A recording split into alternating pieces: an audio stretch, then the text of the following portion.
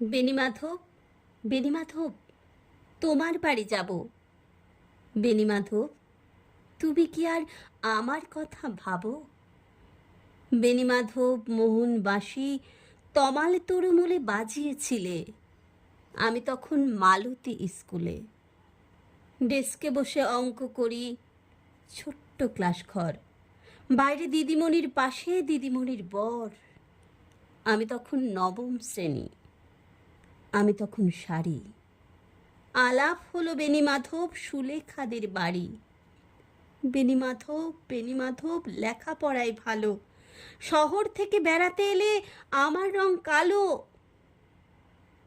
তোমায় দেখে এক দৌড়ে পালিয়ে গেছি ঘরে।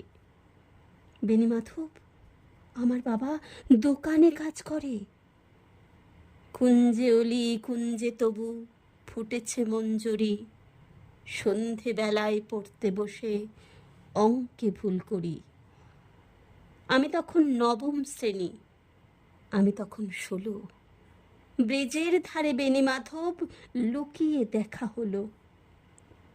বেণীমাধব, বেণীমাধব, এতদিনের পরে সত্যি বলো, সেসব কথা এখনো মনে পড়ে? সেসব কথা বলেছ তুমি তোমার প্রেমিকাকে? আমি কেবল একটি দিন তোমার পাশে তাকিয়েছিলেম, আলোর নিচে, অপূর্ব সে আলো। স্বীকার করি দুজনকেই মানিয়েছিল ভালো। জুড়িয়ে দিল চোখ আমার, পুড়িয়ে দিল চোখ। বাড়ি এসে বলেছিলেম ওদের ভালো হোক। রাতে এখন ঘুমোতে যাই একতলার ঘরে, মেঝের উপর বিছানা পাড়া, জ্যোৎস্না এসে পড়ে। আমার পরে যে বোন ছিল চোরা পথের বাঁকে মিলিয়ে গেছে। জানি না আজ কার সঙ্গে থাকে। আজ জুটেছে, কাল কি হবে? কালের ঘরে শুনি।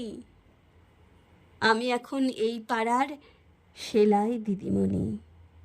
তবু আগুন, বেণীমাধব, আগুন জলে কই? কেমন হবে আমিও যদি নষ্ট মেয়ে